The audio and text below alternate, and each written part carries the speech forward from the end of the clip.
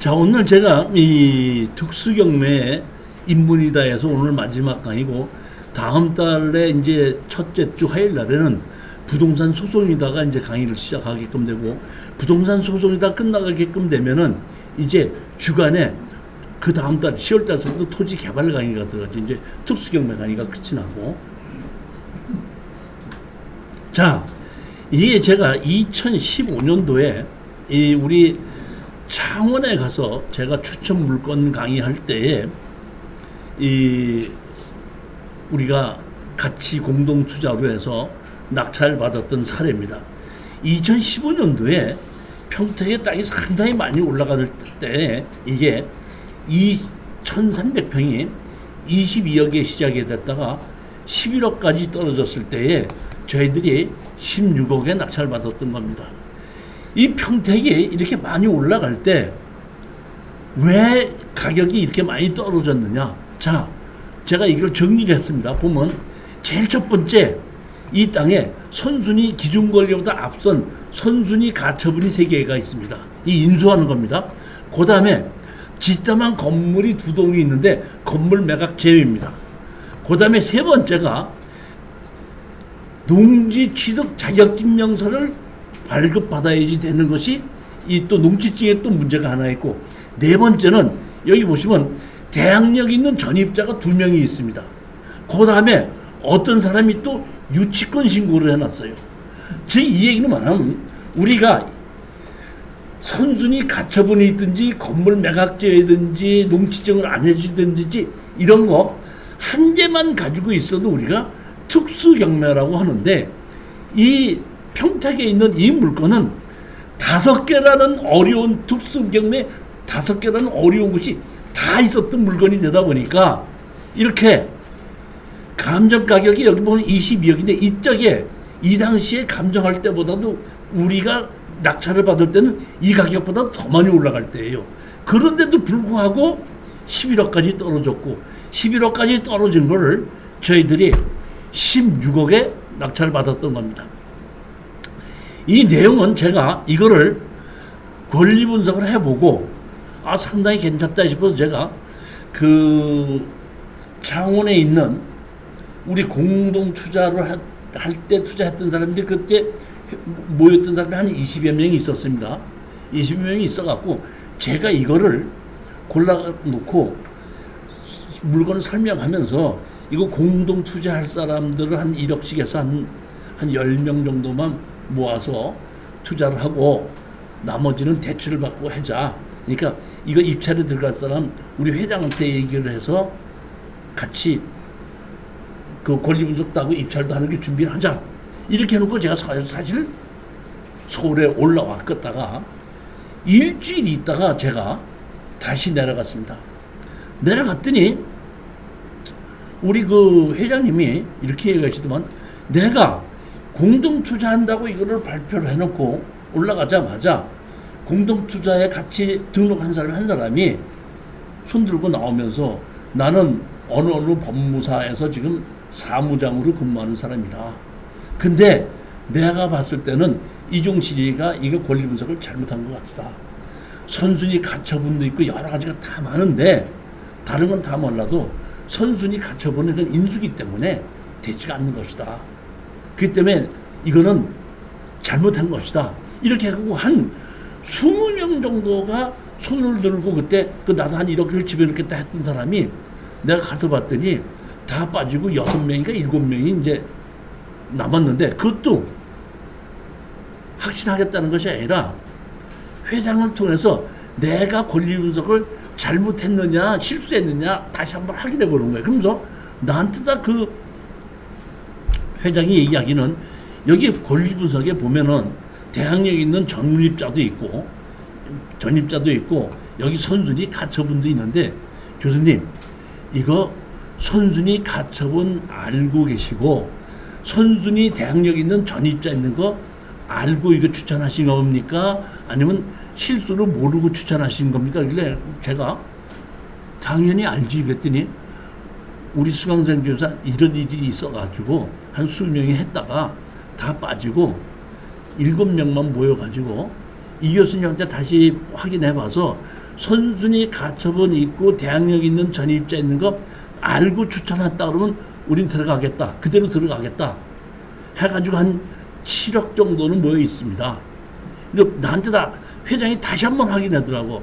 교수님 이거 알고 계신 거죠? 그래서 알고 있다. 그럼 선순위 가처분 있는 거 처리하실 수 있고 대항력 있는 임차인 처리할 수 있죠? 그러더라고. 있다. 그랬더니 그렇다면 그대로 입찰에 들어가십시다. 해갖고 낙찰을 받은 겁니다. 낙찰을 받고 제가 이제 이 5가지 문제가 있던 것을 해결했던 걸 오늘 주제로 해서 설명을 드리는 겁니다. 5가지. 그러니까 우리는 부동산을 투자를 한다는 얘기는 내가 부동산을 사서 쓰자는 얘기가 아니라 돈을 벌자는 얘기거든요. 그러면 우리는 부동산을 사는 목적이 돈을 벌기 위해서는 팔아야지 돈을 버는 거 아닙니까? 팔아야 되겠죠. 즉 우리는 부동산을 사는 이유가 팔기 위해서 사는데 내가 이것을 사가지고 정상적으로 팔 수 있게끔 만들어 놓는 것이 특수경매의 기본이라는 겁니다. 자, 제일 먼저 보시면 여기에 주식회사 이데아 건설이 소유자고 여기 보면 주식회사 이데아 건설인데 웬만하면 건설회사들이 이렇게 땅을 사면은 설정이 있을 텐데 설정이 없습니다. 설정이 없다는 얘기는 우리가 기준 권리를 뭐로 기준 권리를 잡죠? 가장 빠른 설정, 압류, 가압류 이런 걸 우리가 기준 권리로 잡는데 설정이 없다 보니까 여기 보면 가압류가 기준 권리예요. 가압류가. 근데 이 가압류보다 앞선 여기 보면 가처분이 2008년도고 가압류는 2009년도죠. 그러니까 앞선 가처분 기준 권리보다 앞선 가처분이 3개가 있는 거니까 이거 인수되는 거 맞습니다.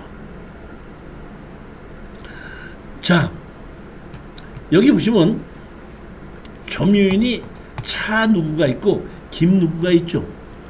여기 보면 대항력 있는 임차인인데 이 임차인들은 누구냐면은 현재 집을 지어놓고 살고 있는 사람 집 주인입니다. 그리고 이 사람들이 또 유치권 신고까지 해놨습니다. 대항력 있는 전입자가 있고 유치권이 있고 이 사람들이 가처분을 해놓은 겁니다. 그러니까 사실은 여기 대항력 있는 임차인이나 가처분이나 유치권은 다 같은 사람이 했다고 보시면 되는 겁니다.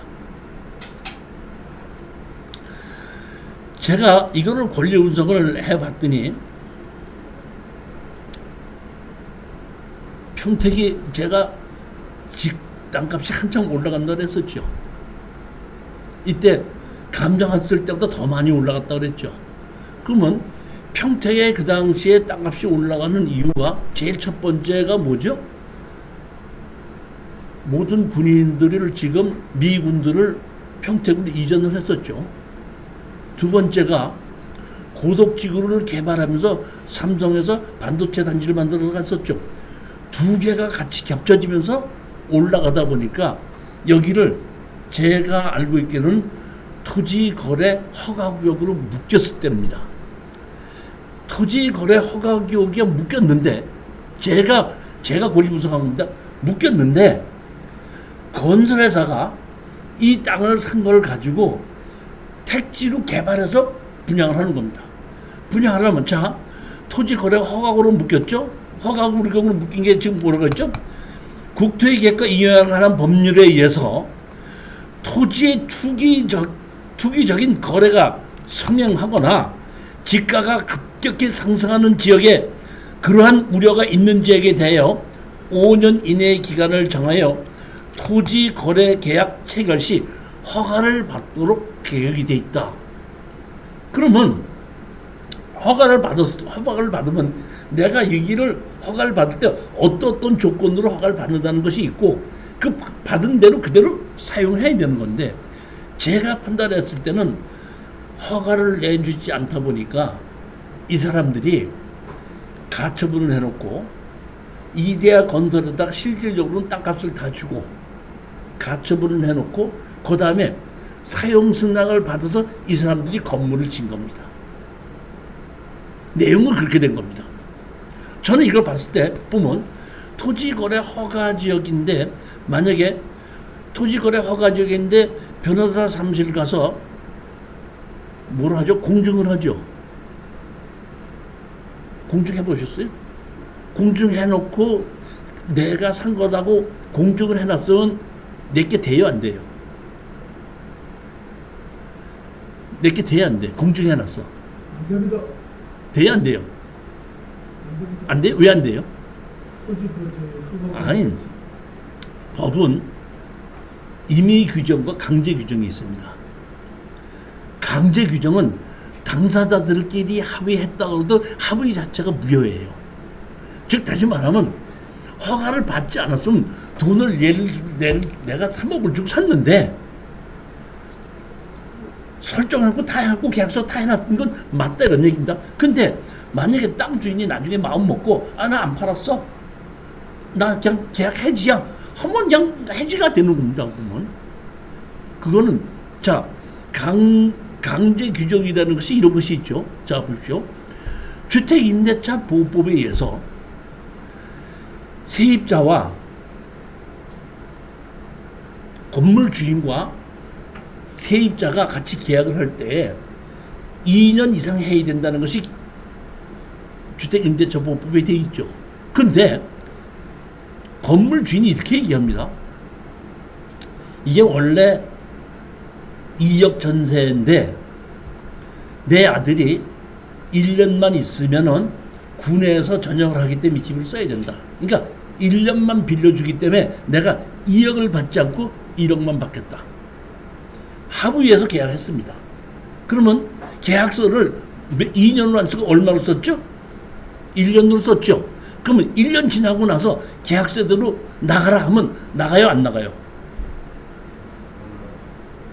세 들은 사람이 나 못 나가 하면 못 나가는 겁니다. 그거는 왜? 그 계약 자체가 무효예요. 이게 무슨 규정이에요? 강제 규정입니다.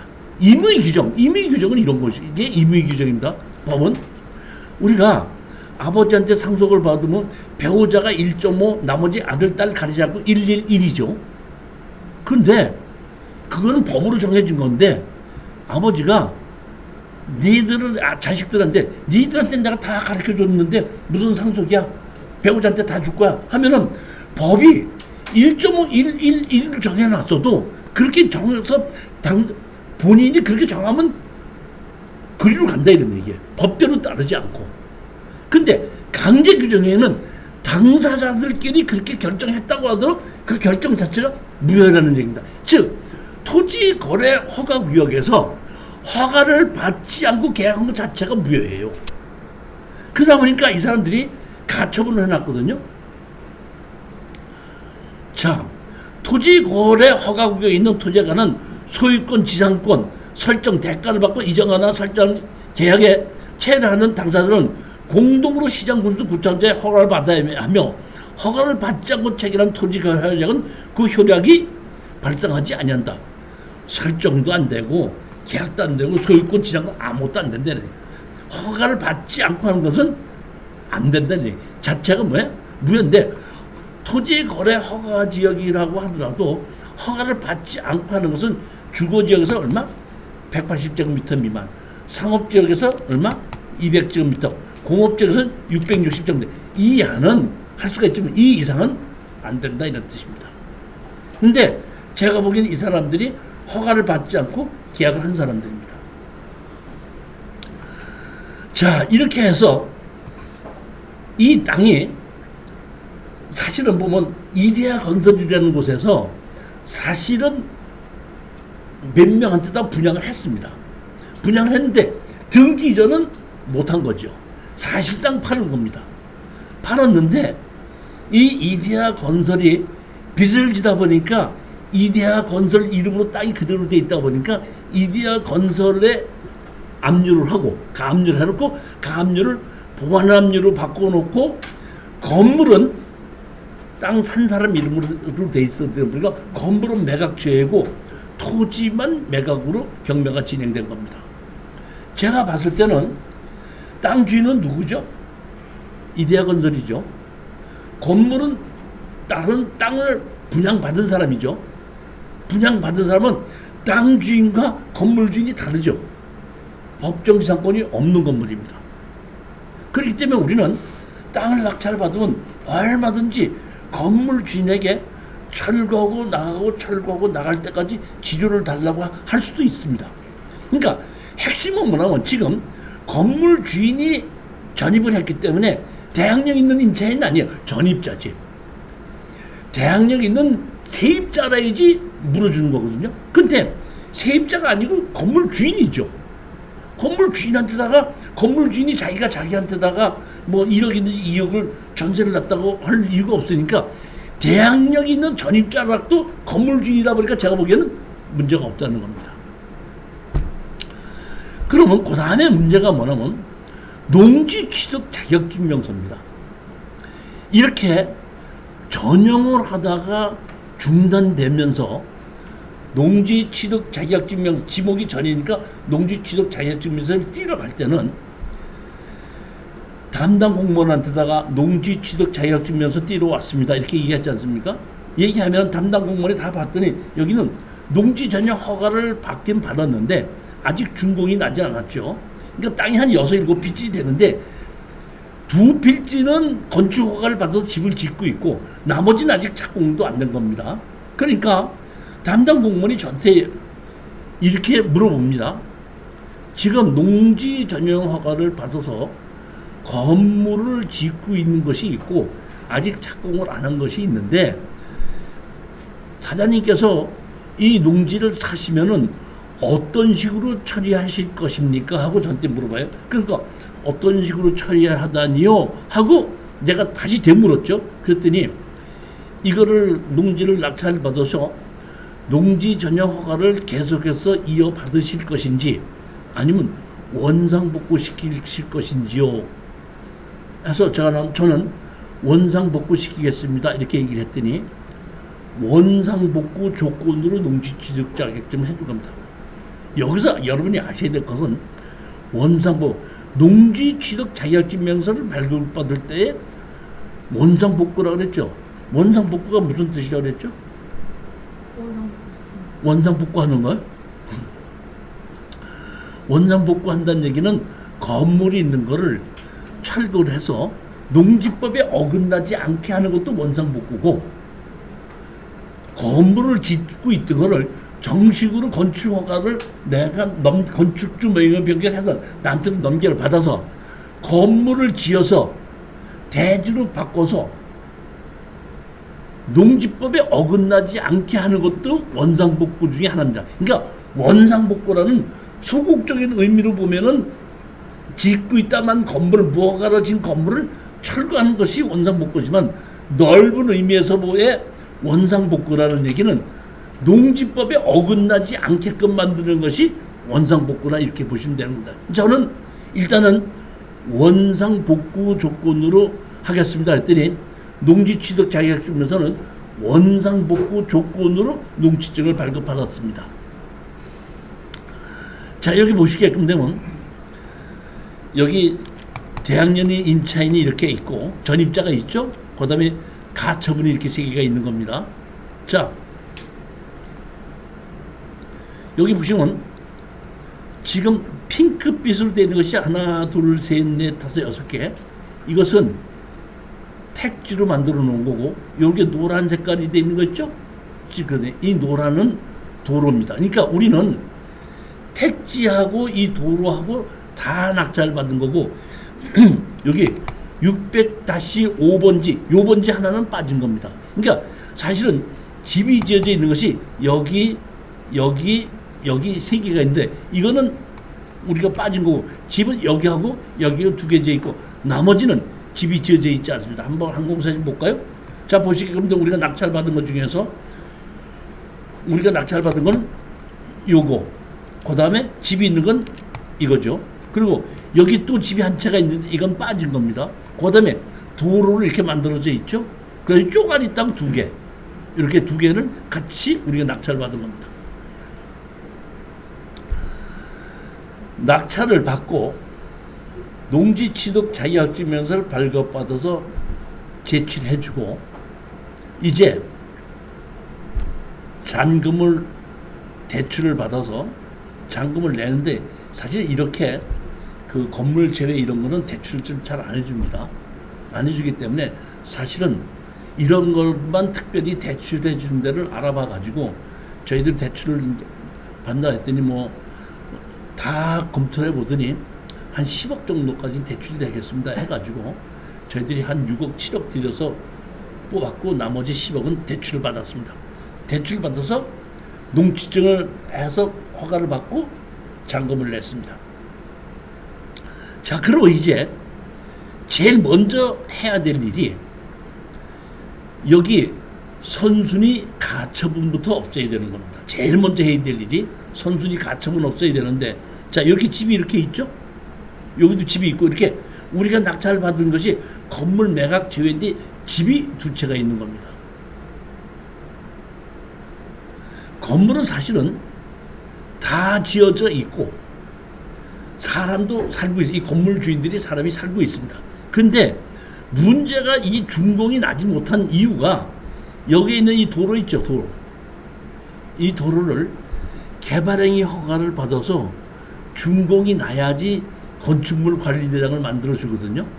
근데 이 도로에 건축법상 도로는 사람과 자동차가 다니고 4m 이상이면 건축법상 도로인데 사람과 자동차가 다닐 수 없어도 내가 낙찰을 받아서 건물을 준공하기 전까지 사람과 자동차가 다닐 수 있는 도로로 만들겠다고 하고 땅 주인의 사용 승낙을 받으면은 건축허가를 내줍니다. 그렇기 때문에 여기 아직 사람과 자동차가 다닐 수 있게끔 도로 준공은 받지는 않았지만은 건축 허가는 받아서 건물은 다 지어놨어요. 그러면 건축물 관리자에 올라가려면 이 건물에 들어가는 아까 제가 얘기했죠? 뭐가 있어야 된다고? 건축법상 도로. 그러니까 건물을 준공하려면 건축법상 도로가 있어야 되는데 아직 건축법상 도로로 준공이 나지 않았기 때문에 이 건물이 다 사람은 살고 있어서 실질적으로는 건물이 다 지어져 있지만은 건축물 관리대장은 만들어지지 않았던 겁니다. 근데 우리가 이 도로를 낙찰 받은 겁니다. 그러니까 제일 먼저 가처분 해야 될 게 뭐부터 가처분을 하냐? 가처분을 아시려면 해결하기 위해서는 제일 먼저 뭐부터 아셔야 되는 제척기간이라는 것부터 알아야 돼요. 제척기간이 있고 이 소멸권리가 있는데 자 보십시오. 제척기간 보기 전에 먼저 하나 보십시오. 소멸시효부터 먼저 봅시다. 민법에 있는 소멸시효입니다. 소멸시효 채권 재산까지 소멸시효 채권은 10년간 행사하지 않으면 소멸시효가 완성한다. 단기 3년의 소멸시효 다음 각의 채권은 3년간 행사하지 않으면 소멸시효가 완성된다. 이자 급료, 부양료, 사용료, 기타 1년 이내의 기간으로 정한 금전 또는 물건을 지급하는 목적 채권, 의사 조사나 약사 치료의 근로의 조제에 관한 채권, 공사에 관한 채권, 이런 여러 가지 채권이 있는데 이거는 소멸시효, 즉 이런 얘기입니다. 자, 강사님, 제가 가사님한테 돈 100만 원을 빌렸어. 그래서 내가 5개월만 쓰겠습니다. 빌렸거든. 근데 강사장님이 나한테다가 5개월 지게 이 교수님 돈 주세요 그랬거든. 근데 내가 없으니까 좀 더 기다려줘 이렇게 얘기해서 강사장님 기다리고 있지 않습니까? 기다리고 있으면서 나한테 돈 달라고 하지 않고 3년이 지나면 소멸시효가 지나는 겁니다. 이게 단기 소멸시효예요. 근데 여기서 소멸시효와 제척기간이 다른 거는 뭐냐면 강사장님이 나한테 돈을 빌려줬고 소멸 3년이 지나서 3년 안에 돈을 계속해서 달라고 그러면 달라고 했을 때부터 3년이 계속되는 거예요. 돈 달라고 했는데 돈을 빌려줬는데 달라고 안 해서 3년이 넘었을 때 소멸시효가 진행되는 것이 2년 뭐 12개월 만에 11개월 만에 돈 주세요 하면 그때부터 다시 또 3년입니다. 이 소멸시효예요. 근데 제척기간이라는 것은 뭐냐면은 소멸시효는 우리가 등기부등본에 돈 빌려줬다는 거 없죠. 없지 않습니까? 그러니까 그 소멸시효에서 그 채권은 3년이 지나면 없어지는 거예요. 근데 제척기간이라는 얘기는 가압류, 가처분은 가압류 왜 해놓죠? 가압류 왜 해요? 가압류. 내가 너한테 돈 받을 것이 있는데 돈을 빼돌리지 못하게 해서 가압류하는 것이요. 가처분. 내가 너한테 돈을 받을 게 있는데 너가 그 안에 그 물건을 팔아버리면 안 되니까 팔지 못하게 가처분해 놓는 것이 아닙니까? 그러니까 이게 채권에 의해서 가압류나 가처분이 받아지는데 가처분이나 가압류가 있으면은 3년 안에 그걸 행사를 해야 된다는 거예요. 가처분만, 가압류만 해놓고 행사를 하지 않으면은 이것이 소멸시효는 됐는데, 소멸시효는 지났는데, 등기부등본에는 없어지지 않잖아요. 그렇기 때문에 이렇게 소멸시효와 마찬가지인데, 등기부에 등본은 났어. 소멸시효에서 그 채권 채무관계는 없어졌지만은, 등기부등본에 그 자리에 나와 있는 거를 지울 수 있게끔 하는 것이 제척기간이기 때문에 가압류, 가처분, 제척기간은 3년, 가등기는 10년입니다. 자, 그러면 아까 걸 한번 다시 보시겠습니다. 등기부등본은.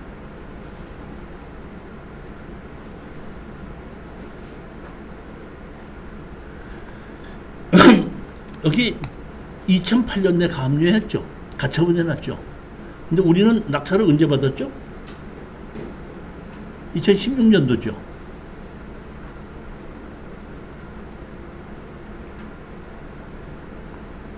몇 년? 8년. 3년이면 2011년 12월이 지나가면 제척기간이 지나간 거죠. 저는 선순위 가처분이 돼 있는데 제가 봤을 때는 이거 제척기간 지났구나 하고 저는 판단할 수 있었다는 겁니다. 자, 다시 한번 얘기해요. 제척기간하고 소멸시효하고 차이가 뭐죠?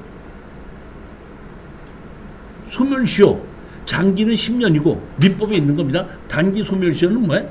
3년인데 일정 기간이 지나도 채권 채무를 제출하지 않으면은 그것이 소멸시효에서 없어진다 이런 얘기인데, 그거는 서로 말로 했든지 뭐 차용증을 썼든지 이렇게 했을 때에 소멸시효에서 뭐 돈을 달라는 거 소멸시효에서 지났지 않냐 이렇게 주장할 수가 있는데, 등기부 등본에는 소멸시가 지나도 그것이 안 없어지지 않습니까? 등기부 등본에 있는 거는. 그렇기 때문에 이럴 때는 제척기간에 의해서 법원에다가 제척기간에서 이 가처분 가등기 지워주십시오 하고 소송을 해서 판결을 받아서 지울 수가 있다는 겁니다. 이게 뭐예요? 제일 먼저 가처분 몇 년? 3년. 가등기 10년. 가압류 3년. 이런 제척기간에 대해서 우리가 정확하게 알아야 되기 때문에, 자, 따라서 저는 낙찰을 받자마자 잔금을 내고 제일 먼저 뭐부터 먼저 했냐면 선순위 가처분 해결을 위한 소송부터 먼저 한 겁니다. 사정 변경에 의한 가처분 취소 신청 소송을 우리 평택에 있는 유종수 법무사한테 부탁을 해서 30몇만 원인가를 달라 그러길래 그걸로 수수료 주고 그 다음에 이제 인지되는 별도로 줬죠. 그러니까 이 소송을 대신해 주는 법무사한테다 내가 그 사람이 수고해준 그 수수료를 30만 원 줬고 나머지 인지되는 별도로 보낸 거죠. 보면 보내가지고 소장을 집어넣었더니 바로 결정 나갔고 뭐라 그랬죠? 위 법원이 2020년에 가처분 결정을 취소한다. 그러니까 이 판결을 받아서 제일 먼저 법원에다 집어넣어서 우리가 낙찰받은 거에 있는 선순위 가처분 제일 먼저 없애버린 겁니다.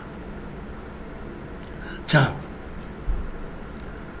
두 번째 이제 해야 될 일은 건물 주인이 있고 우리가 땅을 낙찰받은 사람인데 건물 주인은 법정시장권이 없는 건물을 갖고 있는데 건물이 상당히 좋죠. 아까 건물을 보게끔 되면은 건물이 돈을 들여서 지은 건물이죠. 우리는 둘 중에 하나입니다. 우리 특수경매에서 건물 매각 제외 토지만 매각으로 사서 우리가 수익을 올리는 방법은 건물 주인에게 내 땅을 다시 팔거나 건물 주인이 내 땅을 사지 않는다면은 건물을 다시 내가 사는 겁니다. 부동산은 대한민국의 등기부등본이 두 개가 있죠. 하나는 토지가 있고 하나는 건물이 있습니다. 팔거나 살 때에 건물 주인과 땅 주인이 같으면은 두 개를 같이 매매를 하기는 것이 일반적인 것이고 정상적인 가격을 받을 수가 있습니다. 근데 만약에 건물 주인과 땅 주인이 달라서 건물은 건물대로 따로 팔아야 되고 땅은 땅대로 따로 팔아야 된다면 땅 주인도 제 가격을 못 받는 거고 건물 주인도 제 가격을 못 받습니다. 결국은 건물과 땅을 따로따로 사서 하나로 만들어서 정상적인 가격을 파는 것이 우리 특수경매 투자하는 방법 중에 대표적인 하나인데 이제 이거를 주인과 협상을 해서 건물 주인에게 내 땅을 팔든지 아니면 건물을 내가 사야 되기 때문에 일단은 협상장으로 끄집어내야 되는 겁니다. 협상을 해야게끔 되는데 대부분 사람들은 건물은 내 거고 땅은 네 건데 별 관계가 없지 않느냐 이렇게 해서 그분이 법률로 어떻게 되는지를 모르게끔 되면 협상이 안 되는 경우가 많아요. 제가 이 땅을 낙찰을 받고 건물 주인을 만나러 갔었습니다. 많습니다. 그런 적이 많는데 제가 예전에 한 70대 노인 부부가 사는 집을 건물은 그 사람 거고 땅은 종중 거더라고요. 그래서 이제 땅을 종중에 있던 거를 낙찰을 받아서 건물 주인 만나러 갔습니다. 만나러 갔더니 어떻게 왔어? 그래요. 아니 저 이 땅 낙찰 받은 사람입니다. 그랬지. 그렇지. 나도 땅 경매로 나온 거 알고 있어. 근데 자네들 땅만 받았지? 예. 건물은 내 거야. 내 이름으로 등록돼 있고. 근데 뭐 어쩌라고?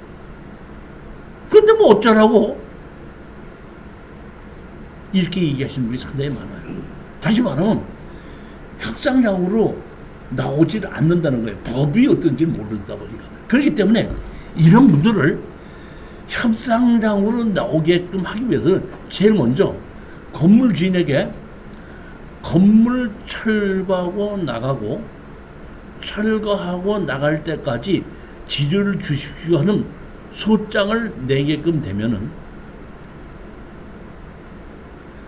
소장을 받은 건물 주인이 소장을 가지고 본인이 알고 있는 변호사나 법무사한테 가서 땅은 저 사람 거고 건물은 내 건데 땅 주인이 이번에 이런 소장을 냈는데 이게 어떻게 되는 겁니까? 하고 물어보게끔 되면 법률 전문가가 이거는 이렇게 됐기 때문에 앞으로 만약에 이후에 협상을 하지 않으면은 건물을 철거할 수도 있고 법정 시한권이 있다 그러면 땅 주인에게 지료를 줘야 되고 뭐 이런 설명을 다 하죠.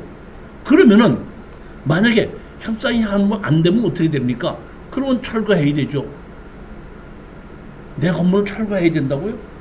협상이 안 되면 그러면 그때서야 법이 그렇다는 걸 알기 때문에 협상장으로 나오는 겁니다.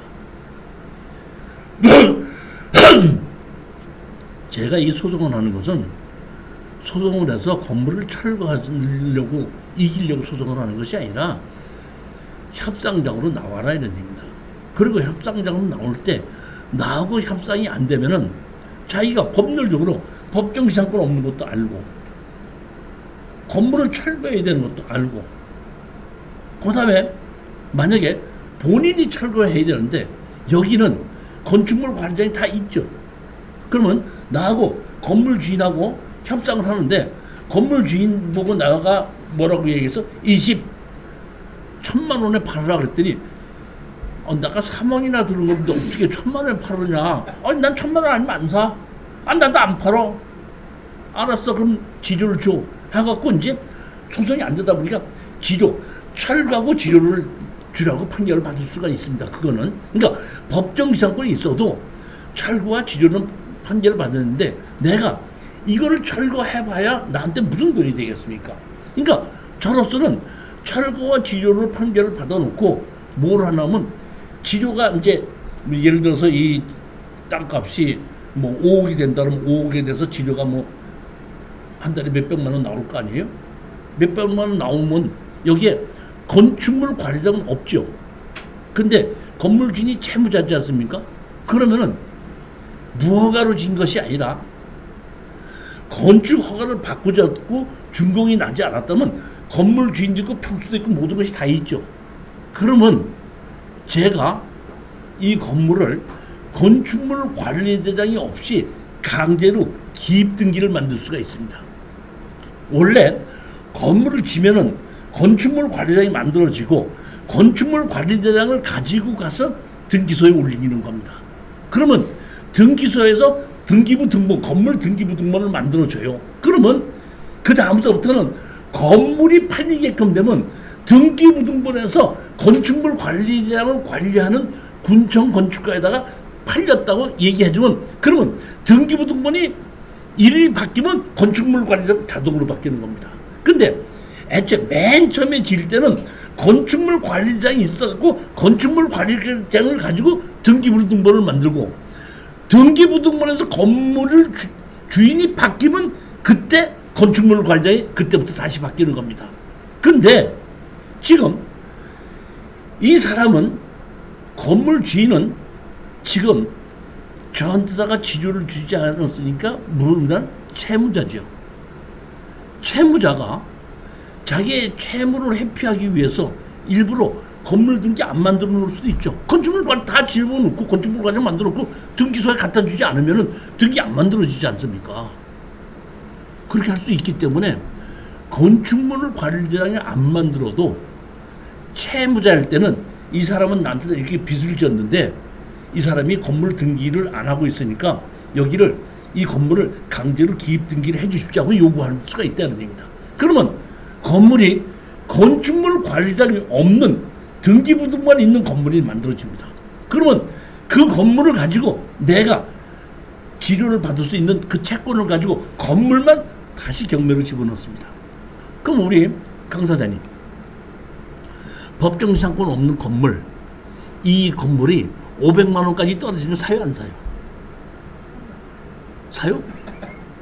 누구한테 팔아요? 그래서 이 건물 사는 사람이 있어요? 아니 한번 상식적으로 생각해 보자 이런 얘기야. 그러면 예전에 한번 그렇게 한 적이 있는데 어떤 사람이 경마로 낙찰을 받았어. 그래갖고 그 사람 보고 또 남녀하고 돈 너 지려내고 또 나가라고 했어. 그럼 500만 원 주고 사는 순간 나는 산 사람을 압력을 그걸 또 경매로 집어넣는 거야. 무슨 얘기인지 아셨습니까? 그때 예전에 한번 그렇게 했던 사람이 우리가 가서 또 압력하고 경매로 집어넣었더니 그랬는지 몰랐는데 그러면 땅 얼마에 파실 겁니까? 해갖고 그 사람이 땅을 사간 적이 있습니다. 이게 실전 사례에 다 있는 겁니다. 그러니까 제가 얘기하는 건 뭐냐면 이 건물을 2억 3억짜고 지었다고 하더라도 우리는 1,000만 원, 2,000만 원 이상 줄 이율이 없다는 겁니다. 이해 가셨습니까? 그러니까 제일 먼저 제가 착장한 거는 등기부 등본에 있는 선순위 가처분 없애는 게 제일 첫 번째 일입니다. 두 번째는 건물 주인과 협상을 하는 게 두 번째 일입니다. 그러니까 건물 주인과 협상을 하는 겁니다. 협상을 어떻게 해죠?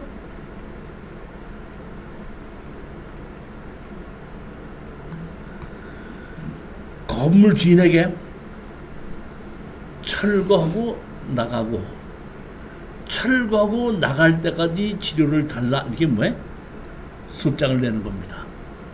소장을 내다 보니까 여기 계신 분들도 이미 다 자기네들도 조사를 해보고 변호사도 알아보고 다 알아봐야 여기서 얘네들이 유치권 신청하는 것도 신청은 할 수 있지만은 그거를 유치권을 주장해봐야 자기가 집 지어놓고 자기가 유치권 주장하는 건 있을 수가 없죠. 그 다음에 집주인이 전입을 했죠. 그러니까 대항력이 있는 임차인도 아니죠. 가처분도 지금 뭘 해놨죠? 말소를 시켰죠. 선수들이 가처분 말소를 시켰죠. 그 다음에 건물 주인에게 내가 철거하고 나가라고 소장을 냈죠. 그러니까 이제 이 사람들도 변호사를 하나 선임을 해서 우리 건물 한 사람은 건물 주인이 우리 땅을 다시 사겠다. 그 땅 건물 주인이 아까 두 개였었잖습니까? 한 사람은 땅을 다시 사겠다. 우리는 좀 감정가대로 줘라. 우리 감정가에서 뭐야? 반가격을 떨어졌으니까 거기 땅이 얼마 갔는지도 상관하지 않아. 또 우리 일정 금액만 벌으면 되기 때문에 더 욕심을 낼 필요가 없이 여기 감정가 있으니까 감정가대로 줘라. 지금은 감정가보다 한 100만 원도 올라갔는데 감정가만 주면 팔겠다. 오케이 하니까 한 사람은 소장을 내니까 우리 거를 감정가대로 사겠다 하면서 그 사람이 이제 얘기를 하더라고요. 아, 이 땅 2번 삽니다. 2번 사는 거죠. 그러니까 절대 다시 말하면 토지거래 허가구역에서 변호사 사무실에 가서 공증을 해놓고 사도 안 된다, 이런 뜻. 여러분이 아셔야 된다는 겁니다. 이 법의 논리를 아셔야 된다는 거예요. 허가를 받지 않으면 계약 자체가 무효예요. 돈 주고 받은 거를. 그러니까 계약 자체가 무효이기 때문에 돈을 준 사람은 민사로 너 내가 땅값 준 거 다시 돌려달라 하고 민사소송을 하는 수 말고는 다른 방법이 없다는 거예요. 주장할 수도 없고. 그러니까 이러한 법을 어기면서 억지로 살 필요 없다, 이런 얘기입니다. 자, 그러니까 이 사람들이 실수한 건 뭐냐면은 토지 거래 허가를 받지 않고 사가지고 집을 지었기 때문에 할 수 없이 자기가 이 땅 2번 삽니다. 2번 삽니다. 또 한 사람은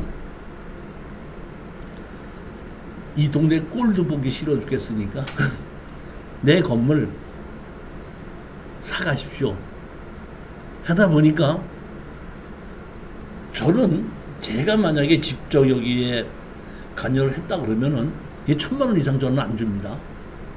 근데 이제 우리 그의 창원에 있는 회장은 그래도 뭐 한 2억 3억이나 드린 건데 그건 너무한 거 아닙니까? 그건 몇 천만 원은 줘야지.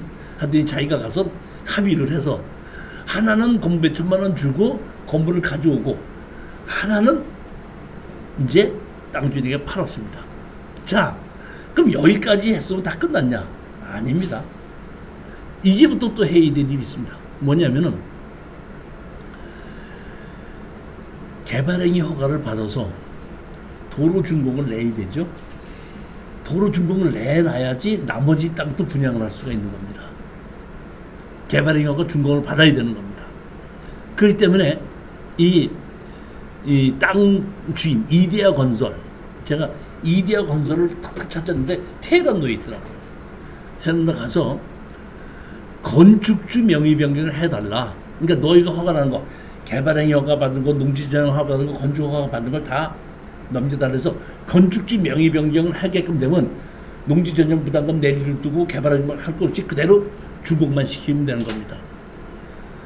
갔더니 얼마를 주겠냐 그러길래 제가 그때 좀 실수한 것 같아요.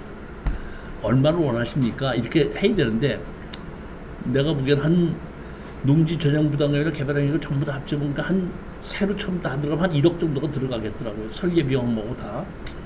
그래서 나는 조금 더 뭐 높게 하려고 조금 한 5천만 원 이렇게 하려고 주고 하려고 한 3천만 원 드리겠습니다. 그랬더니 아휴 우리가 그 3천만 원 받아서 뭐에다 쓰겠습니까? 안 하겠습니다. 그러고 말더라고. 사실 이 개발형 허가는 2년 이내에 준공을 하지 않으면은 자동으로 그 허가는 취소가 되게끔 돼 있거든요. 그러니까 이제 개발형 허가가 넘겨받지 않았기 때문에 개발형 허가 자체가 취소가 된 거죠. 취소가 됐기 때문에 제가 앞에 개발형 허가 받은 것이고 건축 허가 받은 것인가 봤더니 그 평택 송탄 출장소 앞에 있는 나우건축이라고. 나우건축이 수상하고 제가 좀 알아요 개인적으로. 그 내가 오늘 찾아가서 이거 어떻게 됐냐 이거 이 교수님이 낙찰 받았습니까? 그렇다 그랬더니 이거 지금 허가를 좀 마저 해야 되겠다 그랬더니 우리가 했는데 개발행위 허가 어디서 받은 거 뭐 했으니까 나머지 허가 받은 것도 있는 걸 다 그러니까 받은 게 있으니까 그거 같이 해주겠다 그래갖고 다시 개발행위 허가 준공을 받는 겁니다. 그리고 뭐야? 준공을 받고 건축허가 준공을 받으라고 계약은 다 해놨습니다. 토목살개 사무실하고 건축사람이 다 해놨는데 저로서는 이제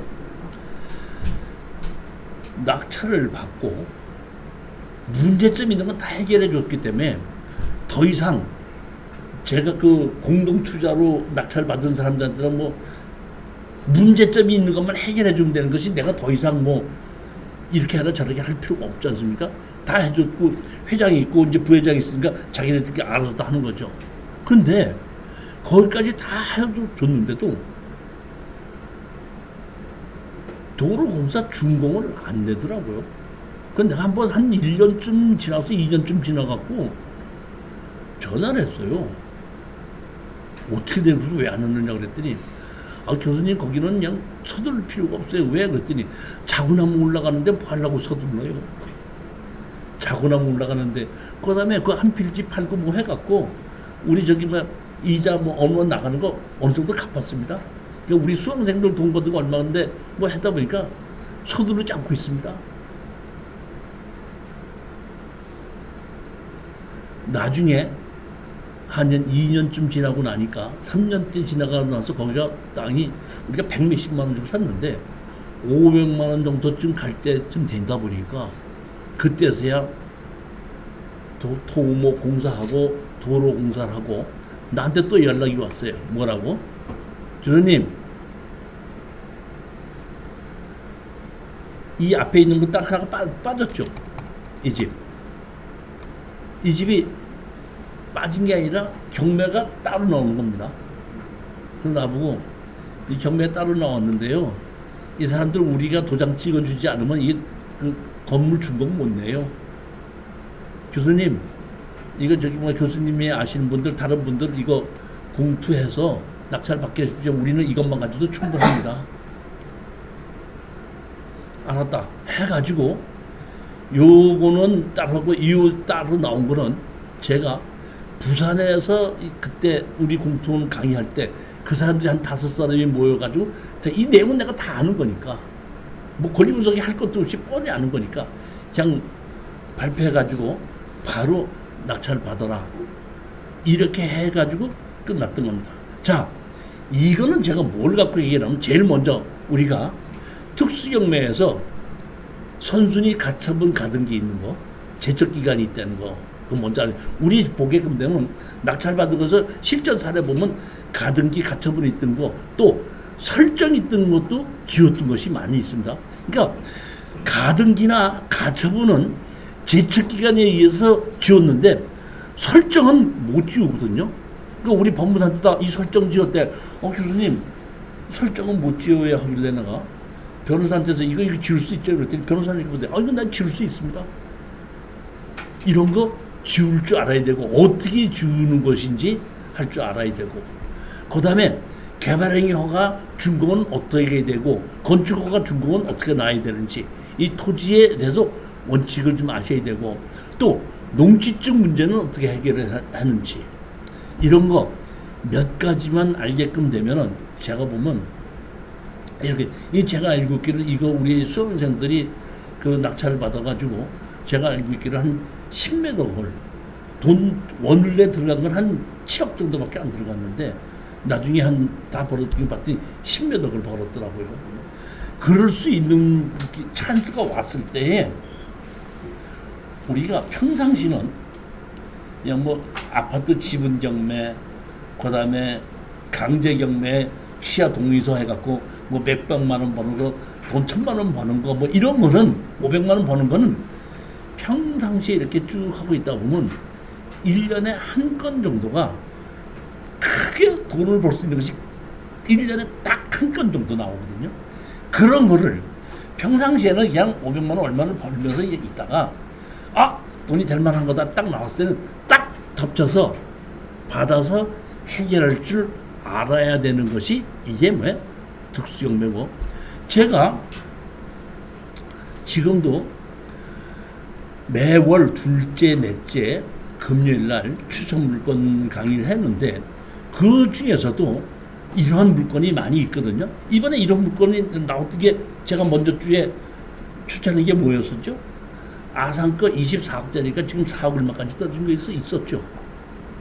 그것도 제가 어떤 식으로 해결하면 된다 하는 것이 있는데 그런 것이 제가 지금은 예전에는 좀 젊었기 때문에 공투하자고 막 하고 했었는데 요새는 그냥 그렇게 하지 않고 여러분들이 자체 내에서 알아서 그러니까 우리 지금 천안에 오신 분들은 자기는 한 8명이 모여가지고 나한테 강의를 듣고 자기네들이 공동 투자를 하고 해결해달라고는 나한테 와서 이제 얘기를 하면은 제가 한 번씩 이렇게 가서 이렇게 해결하면 된다, 이렇게 해결하면 된다 해서 해결 지금 하고 있죠, 보면.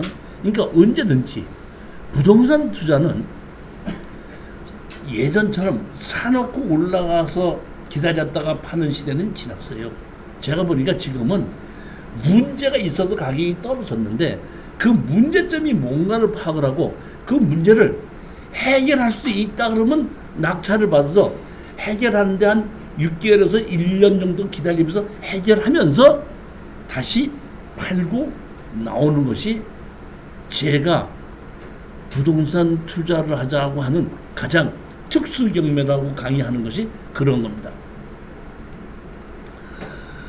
자, 여기 보면 제척기간이라는 것이 있고 여기 보면 가처분 소송이 있고 그 다음에 건물 철거하고 나가라는 소장이 있고 그 다음에 이 건물 철거하고 나가라 하게끔 되면은 판사님께서 어디 뭘 철거하라 그러냐 하고 측량감정 신청하라 그러면 측량감정 신청하고 그 다음에 부당이득금 지료를 청구한다 그러면 어디 지료를 얼마나 하는 보면은 판사님이 지료를 결정하지 않고 판사님은 지료 감정을 하라고 하게끔 되면 감정사가 와서 여기 지료가 얼마입니다. 예를 들어서 500평짜리 땅에다가 내가 20평을 집을 지어놓고 있으면 20평만 지료를 내야 돼요? 500평 다 내야 돼요? 저한테 그런 걸 물어보시는 분이 있는데 판사님도 관여하지 않고 누구도 관여하지 않고 지료 감정사가 결정합니다. 지료 감정사가 500평 중에서 30평을 집어넣는데 실질적으로 그 30평에 집을 쓰기 위해서는 50평을 사용할 수도 있고 70평을 사용할 수도 있지 않습니까? 그때 그 감정사가 보고 이 30평을 집을 쓰기 위해서는 500평이 있는 것 중에서 얼마만큼 쓰고 있다 보니까 얼마만큼 쓰는 것에 대한 만큼 감정이 얼마다 하게끔 되면 판사님 그 감정을 가지고 판결을 받을 갖고 얼마를 줘라 얘기해야지 판사님께서 다를 감정해라 일부만 감정해라 이런 거는 안 하신다는 겁니다. 그렇기 때문에 이런 게 있으면 지료 감정 신청하라 이렇게 얘기하기 때문에 지료 감정 신청했었고 그렇게 해서 철거와 지료 감정 신청한 거 가지고 해서 판결문을 받아서 조정을 한 겁니다. 이런 것은 건물 매각 제외와 땅 주인과 건물 주인은 대부분 건물 주인 나왔으니까 땅 주인 나왔으니까 해서 건물 주인과 땅 주인이 다르기 때문에 이런 경우에는 그냥 조정을 하겠습니다. 그러니까 조정을 해갖고 보게끔 되면은 판결을 받아서 우리가 얼마에 팔고 빠져나왔다는 건물을 우리가 사게끔 되면은 건물을 건축법에 의해서 건축 관계자 변경 신고 해갖고 건물을 우리 거를 만드는데 건축물 관리장이 없어도 건물 주인이 우리한테다가 건물을 내가 2천만 원에 팔겠습니다 하면은 계약서를 써가지고 건축 관계자 명의 변경을 신청하게끔 되면은 그러면은 건물 주인이 바뀐다는 얘기입니다.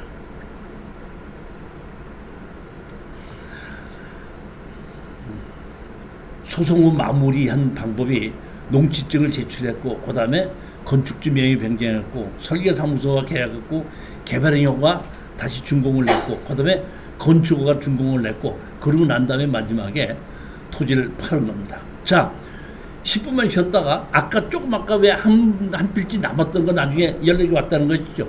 거기에 대해서 다시 설명을 드리도록 하겠습니다.